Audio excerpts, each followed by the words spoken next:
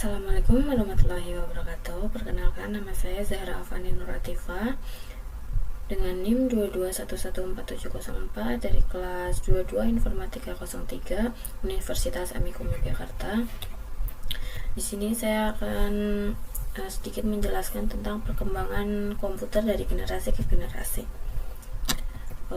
Topik yang akan saya bahas di sini yaitu ada awal penemuan komputer, lalu komputer generasi pertama sampai komputer generasi kelima. Awal penemuan komputer. Sekitar 30 tahun setelah Pascal menemukan kalkulator otomatis, matematikawan Jerman bernama Gottfried Wilhelm Leibniz mengembangkan kalkulator sebelumnya dengan menambahkan sistem bilangan biner. Sistem tersebut membantu mesin untuk menangani perhitungan lebih mudah ketimbang sistem desimal. Leibniz juga menambahkan roda gigi untuk perhitungan perkalian dan pembagian. George Boole kemudian mengembangkan untuk matematika biner. Ilmuwan Inggris ini memakai sistem bilangan biner dengan menemukan tipe baru pada matematika yang kemudian dikenal dengan aljabar boolean dan logika boolean. Sementara itu, keberadaan komputer modern tidak lepas dari peran Charles Babbage. Dalam bahan ajar modul tema 16, Dunia di Ujung Jari, dijelaskan bahwa matematikawan Inggris ini adalah penemu komputer pertama dengan karyanya yaitu Difference Engines nomor 1. Ini adalah mesin penghitung dengan ukuran besar yang didesain pada tahun 1820-an. Alat ini adalah komputer mekanik yang mampu menjadi mesin penganalisa. Mesin ini adalah mesin pertama yang bisa diprogram oleh manusia. Sebagai apresiasi atas karyanya, Babbage dinobatkan sebagai bapak komputer. Sejarah perkembangan komputer hingga saat ini telah mengalami perluasan bentuk hingga menjadi portable seperti laptop dan memiliki kemampuan untuk digunakan berbagai tujuan.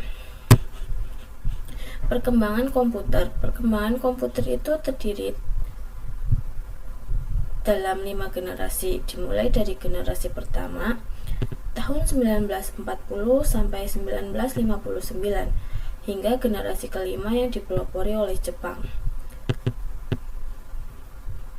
Generasi pertama dimulai dari komputer digunakan dalam akademi dan militer, serta komputer Atanasoff Berry dibuat pada tahun 1937 untuk menyelesaikan sistem persamaan linier, dan komputer Colossus untuk memecahkan kode rahasia Jerman Nazi.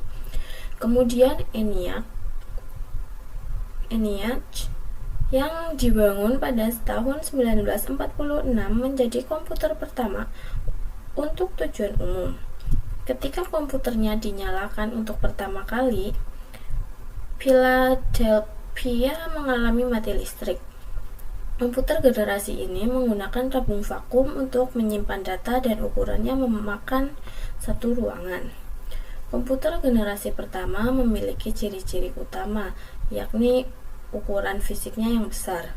Karena ukuran fisiknya yang besar, maka memerlukan daya listrik yang besar juga. Adapun komponen yang digunakan adalah berupa tabung hampa udara. Programnya dibuat dalam bahasa mesin yang menggunakan konsep storage program. Data dapat disimpan di magnetic tape dan magnetic disk. Contoh dari komputer generasi pertama adalah IBM 705 untuk industri yang dibuat tahun 1959 dan IBM 701 sebagai komputer komersial dalam ukuran besar yang dibuat pada tahun 1953. Lalu generasi kedua pada tahun 1959 sampai 1965 dimulai ketika transistor menggantikan tabung vakum.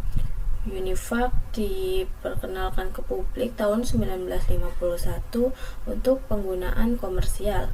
Kemudian pada tahun 1953, IBM memulai bisnis komputernya dengan merilis IBM 650 dan IBM 700.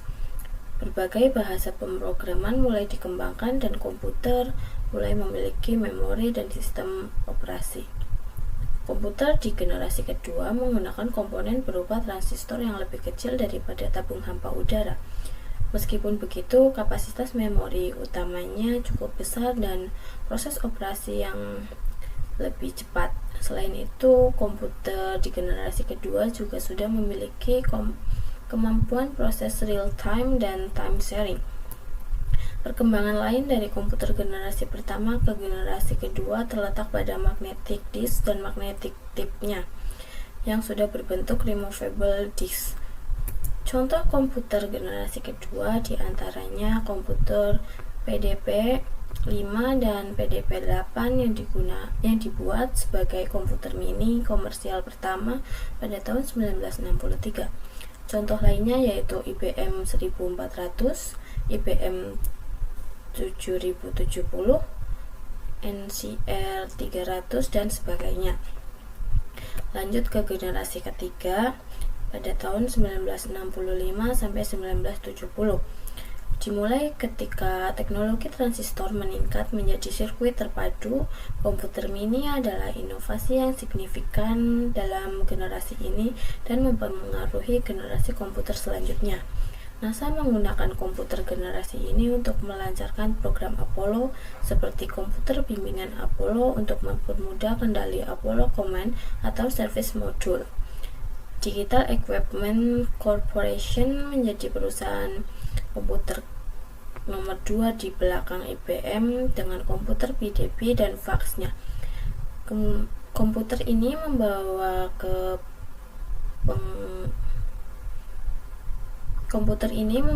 pengembangan sistem operasi yang berpengaruh. Komputer di generasi ketiga sudah memiliki ukuran yang lebih kecil karena menggunakan komponen IC atau Integrated Circuit, sehingga hemat penggunaan listrik. Proses operasinya juga berkembang lebih cepat dan tepat dengan kapasitas memori yang jauh lebih besar. Magnetic disk yang digunakan memiliki sifat random access. Komputer di generasi ini juga dapat melakukan multiprogramming dan multiprocessing serta dapat melakukan komunikasi data antar komputer. Alat input dan outputnya juga semakin canggih dengan menggunakan visual display terminal. Contoh komputer generasi ketiga adalah PDP 11, CDC 3000 dan IBM S30 Nova. Lalu generasi keempat itu dimulai pada tahun 1970-an. Generasi keempat dimulai pada tahun 1970-an ketika MOSFET dan integrasi berskala besar selanjutnya membawa ke pengembangan mikroprosesor di awal 1970-an. Komputer pribadi yang semakin kecil berkat mikroprosesor mulai berkembang, dimulai dari komputer rumahan dan komputer meja. Teknologi selanjutnya adalah laptop dan ponsel cerdas yang sangat fenomenal, membawa berbagai perusahaan teknologi ke dalam perang paten atas ponsel cerdas. Personal komputer atau PC sudah mulai berkembang di generasi ini. Contoh produknya adalah Apple II. Memori komputernya sudah menggunakan bentuk chips dari mikroprosesor dan semikonduktor dengan teknologi LSI yang juga disebut dengan Bipolar Large Scale Integration. Contoh komputer yang telah menggunakan chip mikroprosesor adalah komputer IBM 370. Sedangkan mulai tahun 1981 banyak komputer yang sudah menggunakan mouse dan sistem Windows. Terakhir ada generasi kelima atau sekarang. Generasi kelima digadang-gadang sebagai tahap perkembangan teknologi paling canggih saat ini dan diciptakan pertama kali pada tahun 1980-an. Peningkatan dari segi visualisasi menjadi tampilan visual pada komputer di generasi kelima mempunyai resolusi sangat tinggi dan begitu tajam. Negara yang melopori sejarah perkembangan komputer pada generasi kelima adalah Jepang. Dalam proses pengembangannya, terdapat penambahan komponen-komponen penting ke dalam sistem komputer modern saat ini. Hal ini dikarenakan komponen yang digunakan pada komputer generasi kelima adalah menerapkan ragam teknologi modern seperti superkonduktor, ULSI, dan kecerdasan buatan atau kalian lebih mengenalnya dengan sebutan Artificial Intelligence atau AI. Sekian penjelasan dari saya, kurang lebihnya saya mohon maaf. Assalamualaikum warahmatullahi wabarakatuh. See you.